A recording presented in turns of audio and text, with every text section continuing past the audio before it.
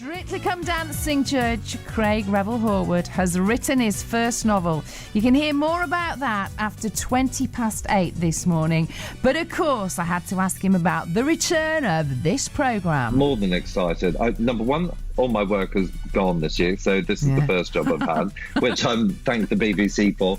But the amount of work and effort they have put in through the COVID thing on government guidelines to keep everybody safe has been amazing. They have so many things in place to keep everyone safe, and everyone says, oh, how are they all going to dance together? How's that happening? Well, they go into exclusive support bubbles, which is something that is available, of course, to the public as well. And once they're in that bubble, the pro and celeb partner and any members of their household can form one single household. So that's how they're sort of doing it. And obviously the judges will be distanced, on our own podiums, which I'm delighted about, darling. I knew you'd say that. No one can touch me.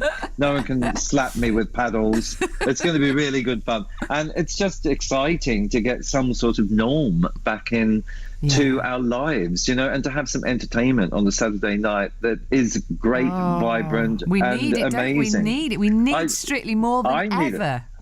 I can't wait to get to work to watch some dancing. I'm lucky. I'm one of the lucky ones that I get to see it, in a front row seat live.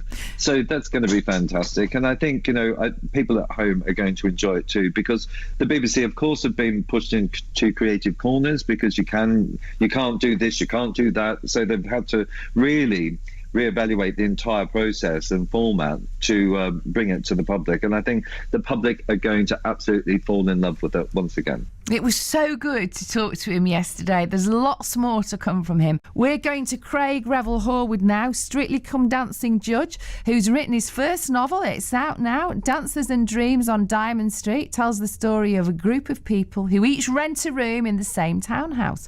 And at first glance, one of the characters sounds a tad familiar, a wisecracking but warm-hearted professional dancer turned choreographer. They say write about what you know. And first of all, I said how much I loved the title. Well, I love it because it's completely the polar opposite to the truth in that way, because I lived on Pratt Street, darling, not Diamond Street. But it is based, I have to say, loosely on my life when I lived in a house share for 5 years in Camden Town. I absolutely loved it, and I thought I've got to write a book about that because it was so funny. It was tragic occasionally. It was difficult. It was when I was at a crossroads in my life where I was hanging up my dance shoes and then, of course, trying to become something else like a director, choreographer.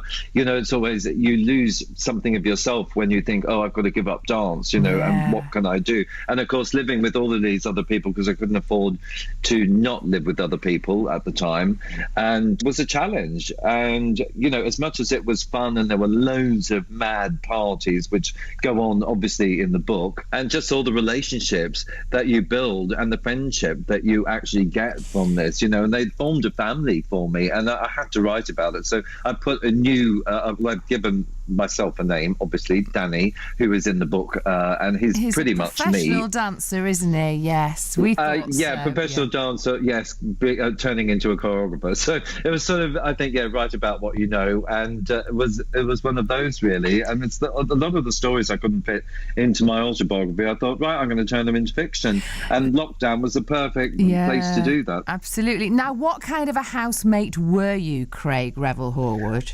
Well, I always think I was charming, but I think I probably upset a lot of people as well.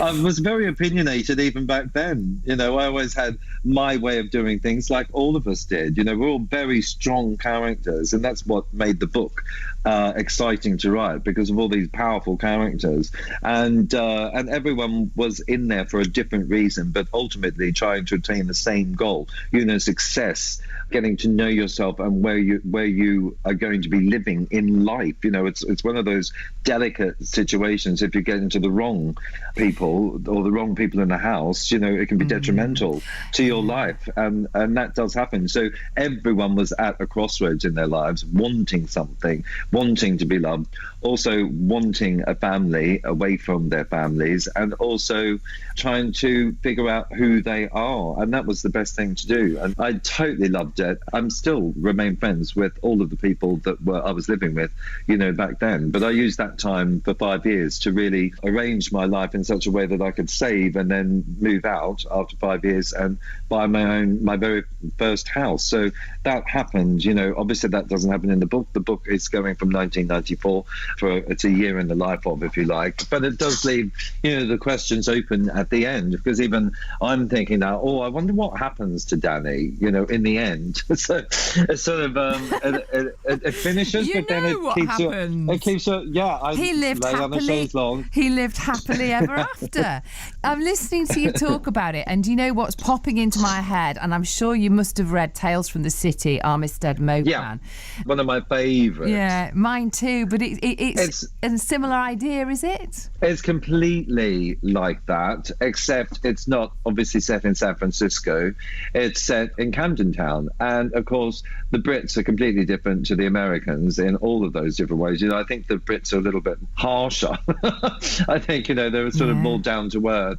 It is full of trials and tribulations, but also romance. It's a romantic sort of heartwarming story as well. Where people do fight. Obviously, that's going to happen, and people are jealous of other people's success and all of that sort of stuff that goes with it. But it's how you cope with those people and how they all come together as a family in the end to say, okay, we'll be friends, and this is how we're going to get through living in London by ourselves. Craig Revel Horwood, I love that man.